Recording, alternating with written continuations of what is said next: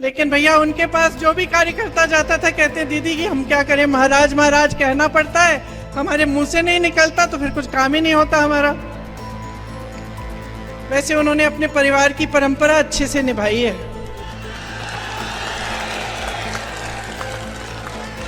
विश्वासघात तो बहुतों ने किया है, लेकिन इन्होंने ग्वालियर और चंबा की जनता के साथ विश्वासघात किया है।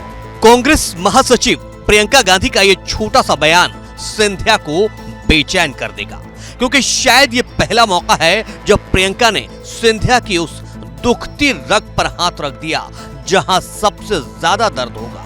क्योंकि सिंधिया का परिवार पुराण तो विरोधी भी दबी जुबान में सुनाते हैं, यहां तो प्रियंका ने सब कुछ सरेआम कर दिया है।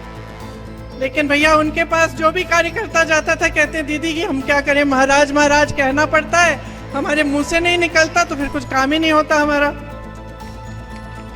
वैसे उन्होंने अपने परिवार की परंपरा अच्छे से निभाई है।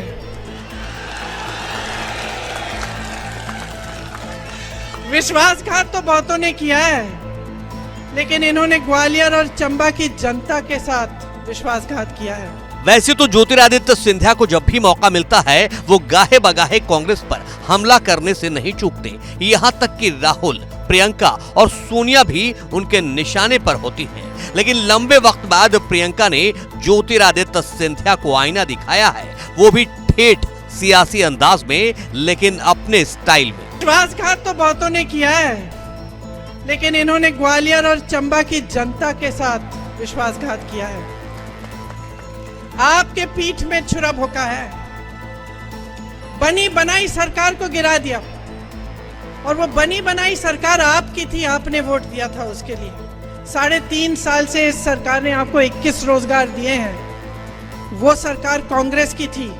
मैंने जैसे कहा, छत्तीसगढ़ में देखिए बेरोजगारी का दर क्या है, आप ही के साथ धोखा हुआ है। मध्य प्रदेश विधानसभा चुनाव के लिए जारी धुआंधार कैंपेन के बीच प्रियंका गांधी ने चुनाव प्रचार के आखिरी दिन सिंधिया पर हमला करते हुए कहा, इनके सारे नेता बड़े विचित्र टाइप के हैं।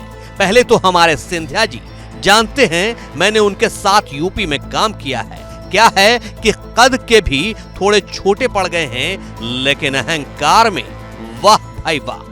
यानी पहले परिवार और फिर सिंधिया के अहंकार पर अटैक कर दिया।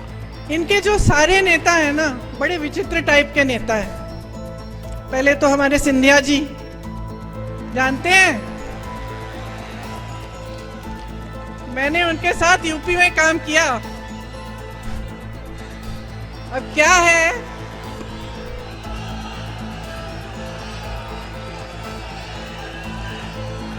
है कि कद में थोड़े छोटे पड़ गए, लेकिन अहंकार में तो भाई वाह।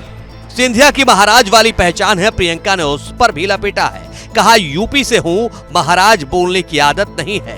लेकिन उनके पास जो भी कार्यकर्ता जाता था कहता था कि दीदी महाराज महाराज कहना पड़ता है, हमारे मुंह से नहीं निकलता है तो काम ही नहीं होता। जब हम काम कर रहे थे यूपी में काम कर रहे थे, तो देखो यूपी वालों की, तो हम भी यूपी के हैं, आदत है हम लोग शिकायत, गुस्सा, नाराजगी सब निकाल देते हैं। महाराज बोलने की आदत नहीं है। लेकिन भैया उनके पास जो भी कार्यकर्ता जाता था कहते दीदी कि हम क्या करें, महाराज महाराज कहना पड़ता है, हमारे मुंह से नहीं निकलता तो फिर कुछ काम ही नहीं होता हमारा। वैसे उन्होंने अपने परिवार की परंपरा अच्छे से निभाई है। कभी सिंधिया कांग्रेस, खासकर राहुल प्रियंका के सबसे करीबी नेताओं में शुमार किए जाते थे। लेकिन वक्त बदला, सियासी मिजाज बदला और सिंधिया ने मौका देखकर पाला बदल लिया। ज्योतिरादित्य सिंधिया ने कई विधायकों के साथ कांग्रेस से बगावत कर दी थी और सभी बीजेपी में शामिल हो गए थे। इसके बाद कमलनाथ के नेतृत्व वाली सरकार गिर गई और शिवराज सिंह चौहान के नेतृत्व में बीजेपी ने मध्य प्रदेश में सरकार बनाई।